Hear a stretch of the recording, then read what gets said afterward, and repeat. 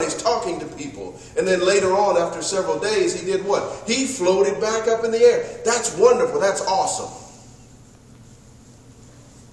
But that's only when we look at it as a story. And when we look at it as a story, it becomes no more than like the 4th of July. We're only in awe of it when it's before us.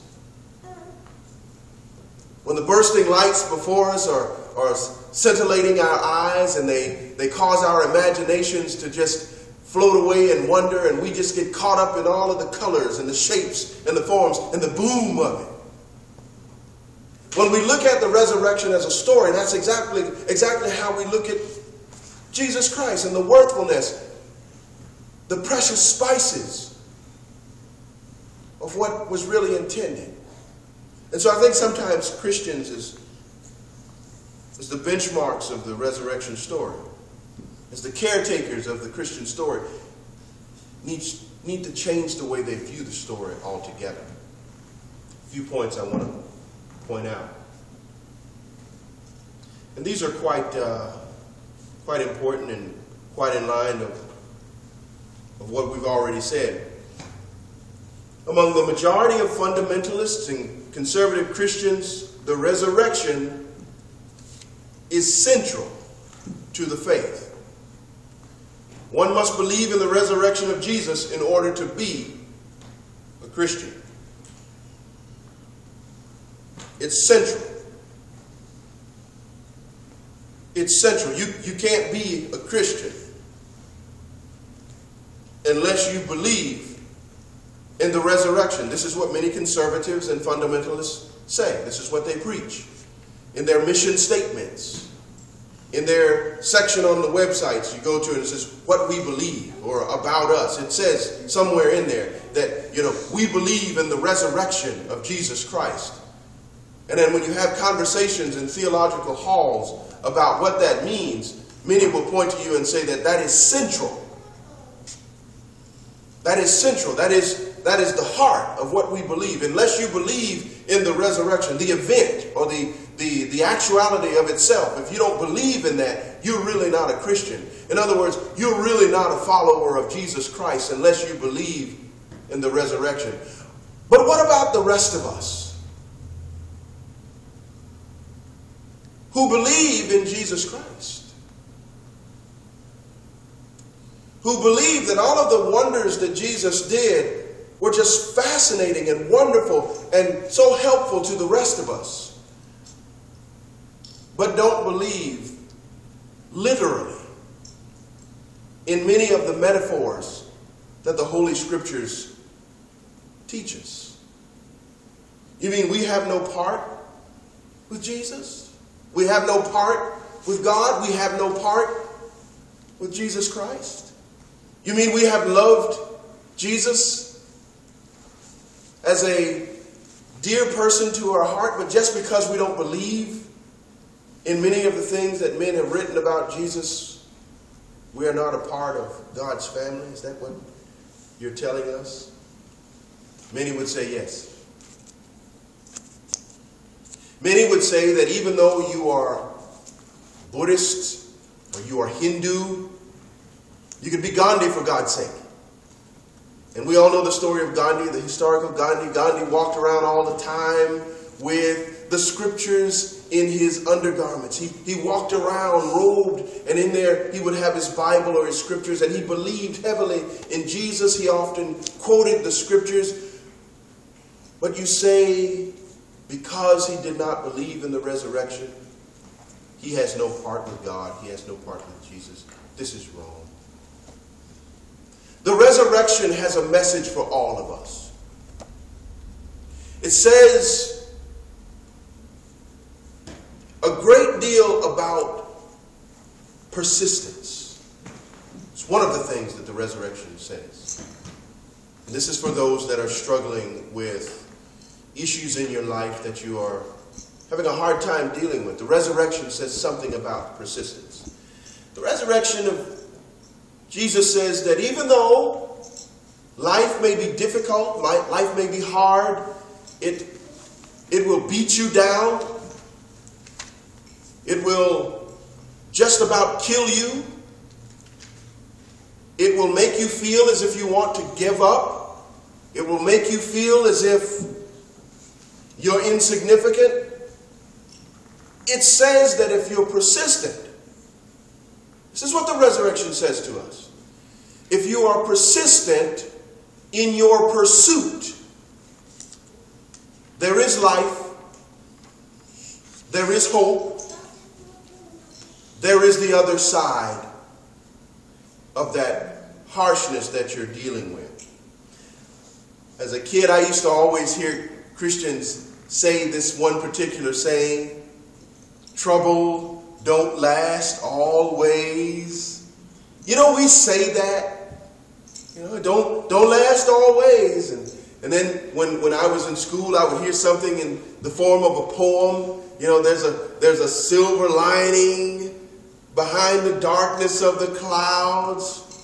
You know, I've heard great men say that truth forever on the scaffold, wrong forever on the throne.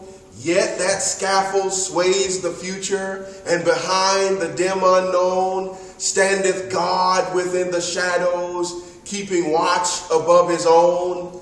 We always say these wonderful things about life after the harshness.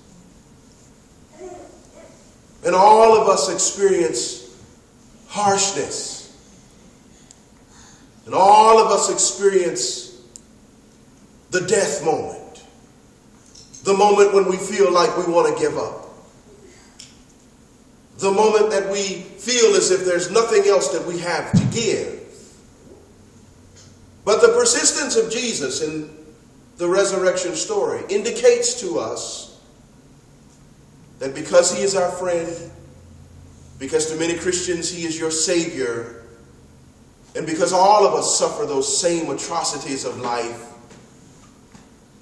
that there is the hope of resurrection in all of us. I teach my students Aikido, and I teach them Daito-Ru, Aiki-Jiu-Jitsu, and I teach them Kun Tao, and I teach them Aiki-Tai-Chi, and I teach them meditation and mindfulness, and I teach them Daishin Buddhism. And there's one thing I'm always accredited with saying, and it's a Japanese term, Nanakarobi yeoke jensei wa. Nanakarobi yeoke jensei wa. And it simply means, if you fall down 7 times, get up an 8th time. The journey of your life begins the moment that you get up.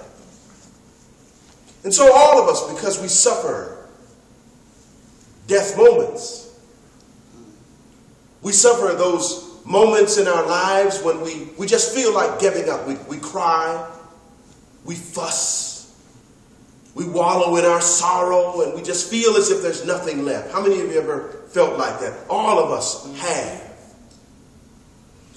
And in this place, in this interfaith temple, all of us are different. I am Buddhist. You are Muslim. You are Christian.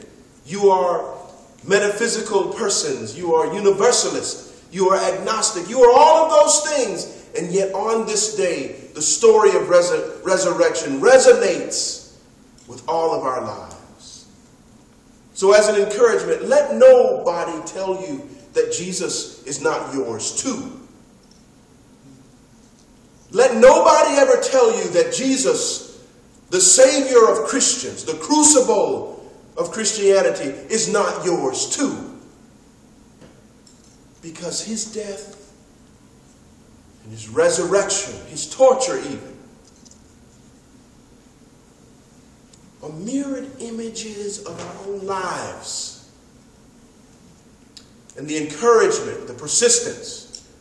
And Jesus told people, I love the way Jesus was. He was a rebel at all times. He was like one of those kids, you know, you tell them no and they tell you yeah.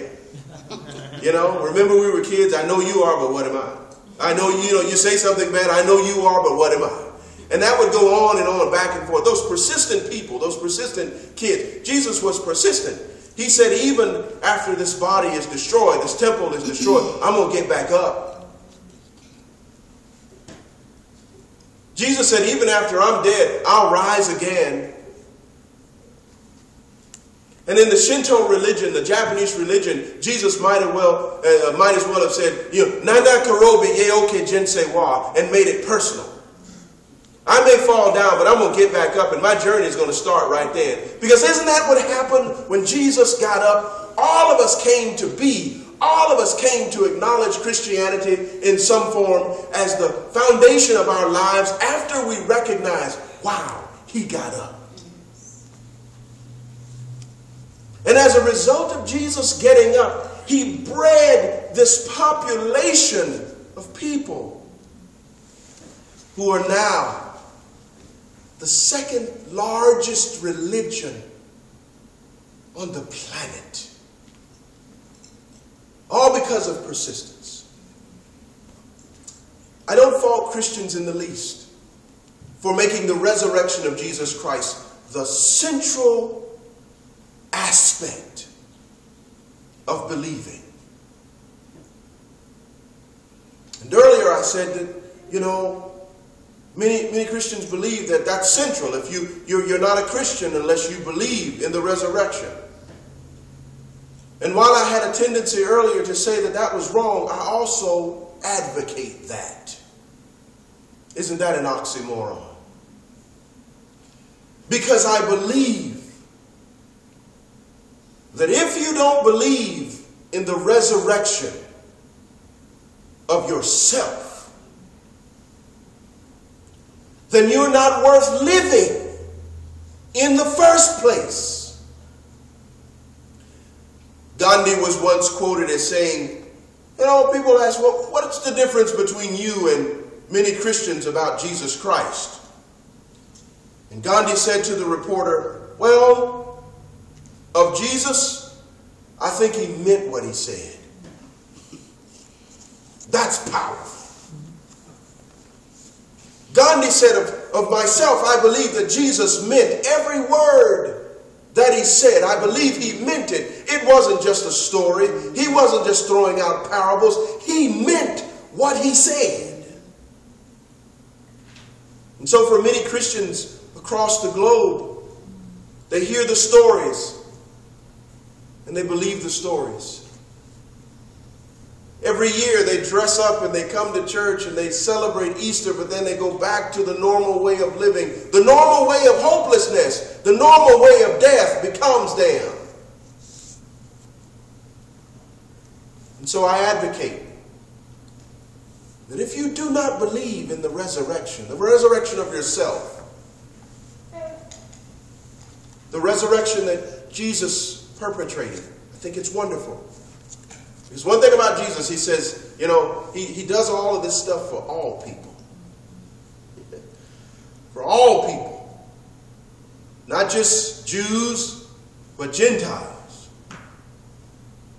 Not just for Protestants and Catholics, not just for those that were close to the cross, but those that were like me, who are Buddhists and Muslims and those that are like you. Jesus died for you. And you may not believe in the theological essence of the resurrection. You may not believe in the stories or the metaphors, and that's okay. It's all right. Don't get caught up in the hype of it. But understand, the central message of the resurrection is simply this, that when life beats you down, no matter what it brings, be willing to get back up. And tell yourself, I will rise again. I watch so many people die daily out of hopelessness. Out of hopelessness. Allow Amendment 1 to go south. Allow the yes